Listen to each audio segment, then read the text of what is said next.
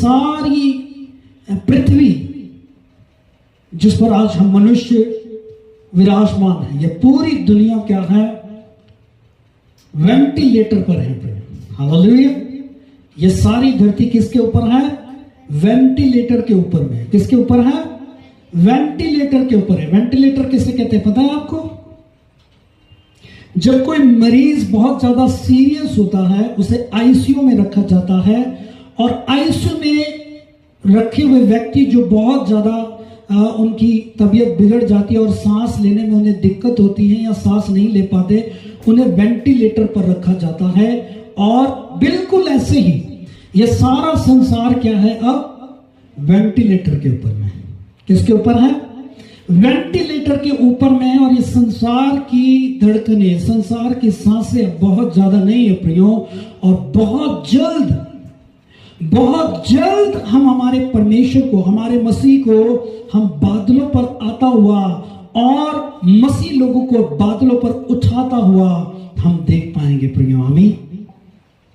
इसलिए आज मैं फिर एक बार आपको याद दिला दूं प्रियो, ध्यान देना आज फिर एक बार परमेश्वर के अद्भुत और सामर्थ्य से भरे वचनों को, क्योंकि यह सारा संसार जिसमें आज हम जी रहे हैं, यह सारा संसार पर प्रियो वेंटिलेटर पर है। और यह संसार की आयु, यह संसार की सांसें बहुत ज्यादा बची हुई नहीं है। इसलिए ध्यान दो परमेश्वर के अद्भुत और सामर्थ्य वचनों पर, और सिर्फ खुद ही नहीं पर आप अपने परिवार, अपने दोस्तों, अपने रिश्तेदार, अपने समाज और उन सभी को जिन्होंने आज परमेश्वर को नहीं जाना और जो आज परमेश्वर को नहीं जानते, उनको भी जाकर परमेश्वर के उस महान आगमन के बारे में, उस महान दिन के बारे में जाकर बताएं प्रियो कि परमेश्वर इस संसार में क्या कुछ करने वाला है। हालेलुया।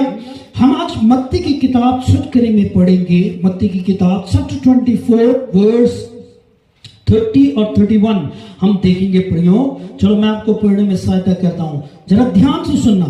तब मनुष्य के पुत्र का चिन्ह आकाश में दिखाई देगा, और तब मनुष्य के पुत्र का चिन्ह आकाश में दिखाई देगा, और तब पृथ्वी के सब कुलों के लोग छाती पीटेंगे और मनुष्य के पुत्र को बड़ी सामर्थ और ऐश्वर्य के साथ आकाश के बादलों पर आते देखेंगे। वो तुरही के बड़े शब्द के साथ अपने दूतों को भेजेगा, और वे आकाश के इस छोर से उस छोर तक चारों दिशाओं से उसके चुने हुए को क्या कर लेगा? इकट्ठा कर लेगा। आमीन। सभी मिलकर आमीन। प्रियो, हम बहुत जल्द महान परमेश्वर के एक अद्भुत काम को देखेंगे, जो मत्ती की किताब चैप्टर 24 वर्स 30 और 31 हम देखते हैं। वचन कहता है कि तब मनुष्य के पुत्र का चिन्ह आकाश में दिखाई देगा, और इस संसार के हर जाति और कुल के लोग क्या करेंगे? अपनी छाती पीटेंगे और रोएंगे जब वो मसीह को बादलों पर आता हुआ देखेंगे। हालेलुया। इसलिए प्रियो, आज का वचन हमारे लिए जरूरी है, और इस वचन पर ध्यान देना कि इस वचन के द्वारा आज मैं आपको क्या बताना और सिखाना चाहता हूं प्रियो। इसलिए बड़े गौर से इस वचन को सुनना, क्योंकि यह वचन हमारे लिए बहुत जरूरी होने वाला है। आमीन। अब हम देखेंगे प्रियो दूसरा इतिहास की किताब चैप्टर 15 वर्स 7 हम पढ़ेंगे।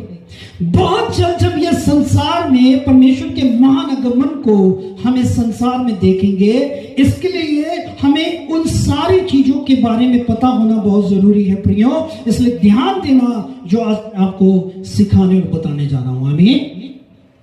प्रियो, यह सारा संसार क्या है? अब वेंटिलेटर के ऊपर में है, और बहुत जल्द हम इस संसार में उस महान परमेश्वर के आगमन को घटता हुआ देखेंगे।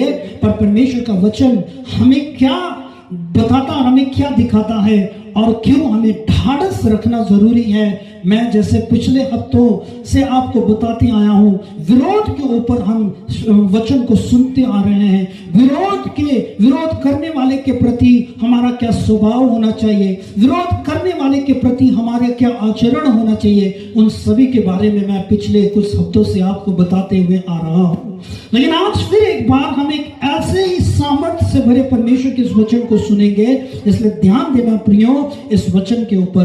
वचन कहता है दूसरे इतिहास की किताब में, पुराने नियम के दूसरे इतिहास के किताब में चैप्टर 15 वर्स 7 को हम देखेंगे। चैप्टर 15 वर्स 7 में हम देखेंगे कि परमेश्वर का वचन कहता है, परंतु तुम लोग हियाव बांधो और तुम्हारा हाथ ढीला ना पड़े, क्योंकि तुम्हारा काम का बदला मिलेगा। आमीन। सभी मिलकर आमीन प्रिय, सब मिलकर आमीन प्रिय।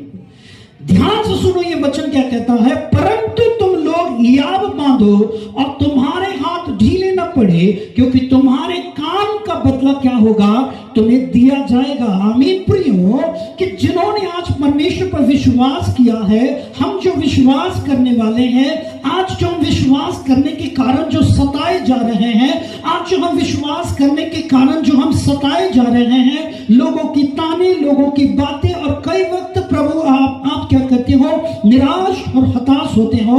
मैं आज आपसे कहना चाहता हूं प्रियो कि परमेश्वर का वचन कहता है दूसरा इतिहास 15 के 7 में कि तुम्हारे हाथ ढीले ना पड़े, तुम्हारा विश्वास कमजोर ना पड़े, क्योंकि तुम्हारे काम का बदला तुम्हें परमेश्वर क्या करेगा, जरूर देगा प्रियो। आमीन।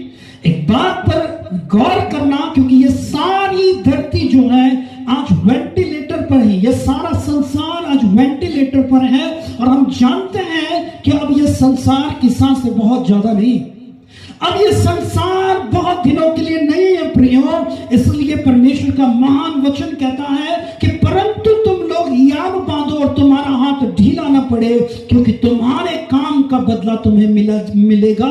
आज जब विश्वास के कारण आप सताए जा रहे हो, आज जब विश्वास के कारण आपको नाना प्रकार की संघर्ष समस्या का सामना करना पड़ रहा है, आज जब विश्वास करने के कारण आपके दोस्त, आपके रिश्तेदार, आपके मित्र, आपके सभी अफंत लोग जो आज आपको छोड़कर चले गए,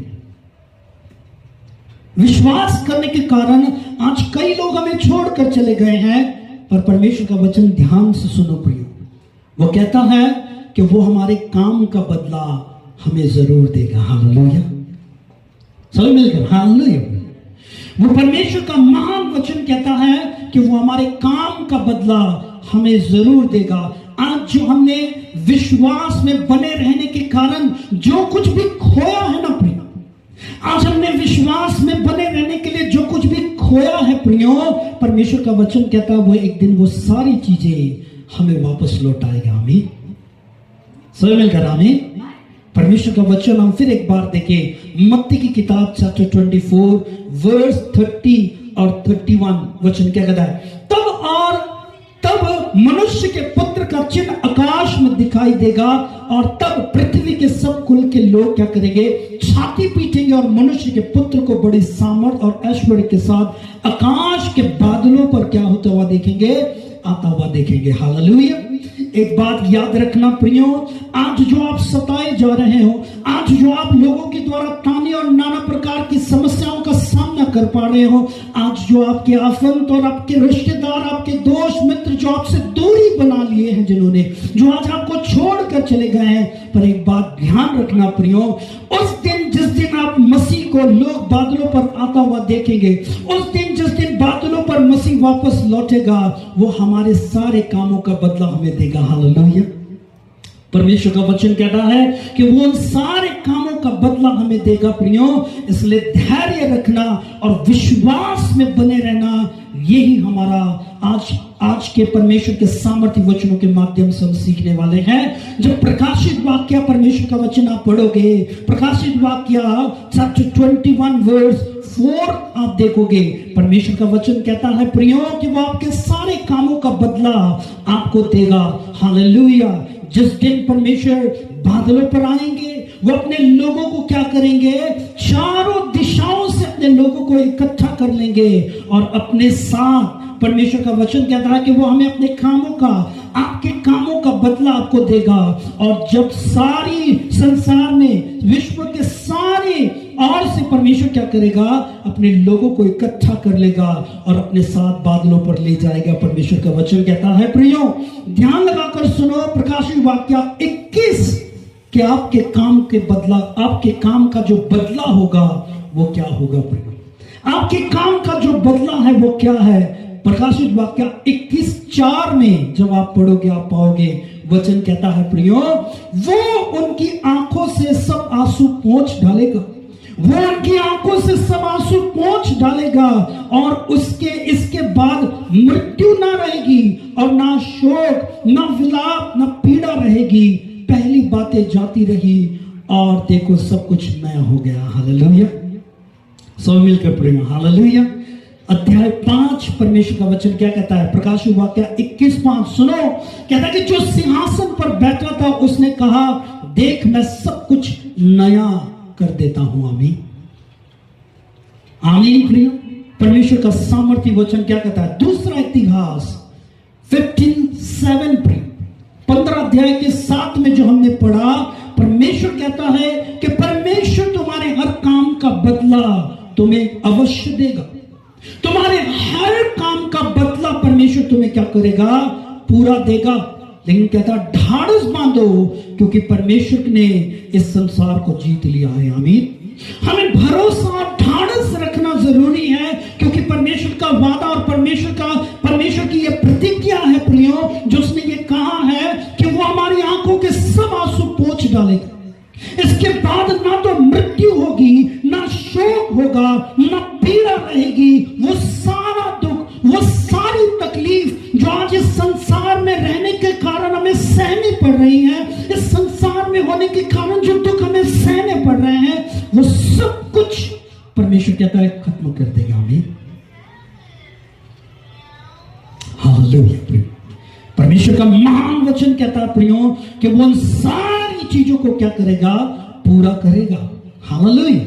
ध्यान से सुनना प्रियो कि परमेश्वर का वचन क्या कहता है। पहला पत्रस 2:24 परमेश्वर का वचन कहता है प्रियो कि उसने हमारे पापों को अपनी पीठ में उठाकर, ध्यान से सुनो, पहला पत्रस 2:24 के उसने हमारे पापों को अपनी पीठ पे उठाकर खुद सूली पे चढ़ गया, ताकि हम पाप के लिए मर के धार्मिकता के लिए जीवन जी सके। आमीन। समझ आमीन।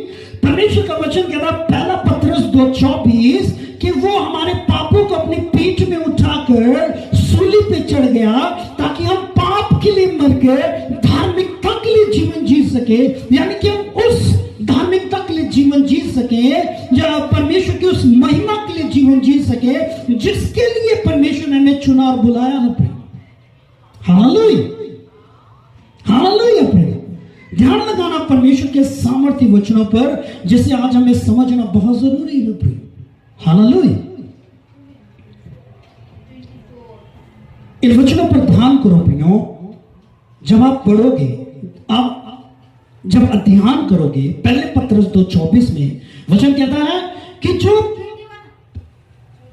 पहला पत्रस 2:24 में जब आप पढ़ोगे, वचन कहता है कि उसने हमारे पापों को अपनी पीठ में उठाकर सूली पे चढ़ गया, ताकि हम पाप के लिए मर के धार्मिकता के लिए क्या हो सके, जीवन बिता सके। हमें धार्मिकता के लिए जीवन जीना, धार्मिकता के लिए जीवन जीना जी सके। परमेश्वर का ये वचन कहता है। मैं आज आपको कुछ सुनाना और कुछ समझाना और कुछ दिखाना चाहता हूं, जिसे बड़े ध्यान से सुनना और समझना प्रियो, यह हमारे लिए बहुत जरूरी है। हमारे लिए धार्मिकता का मतलब, हमारे लिए धार्मिकता का अर्थ क्या है, हमारे लिए धार्मिकता का क्या अर्थ है, हमें वो समझना है आज प्रियो। हालेलुया। मुझे ध्यान करो, मुझे देखो, मुझे ध्यान करो प्रियो। हमारे लिए धार्मिकता का क्या मतलब और क्या अर्थ है, आज हमें छुटकरी में यह जानना जरूरी है। हमारे लिए धार्मिकता क्या है, हम धार्मिकता को, हमारी नजर में धार्मिकता क्या है। आज थोड़ा थोड़ा दुख और थोड़ी थोड़ी अगर हमें तकलीफ हो गई, तो हम परमेश्वर के पास आते हैं और अपनी कंप्लेंट करना शुरू करते हैं और हमारी कंप्लेन क्या है?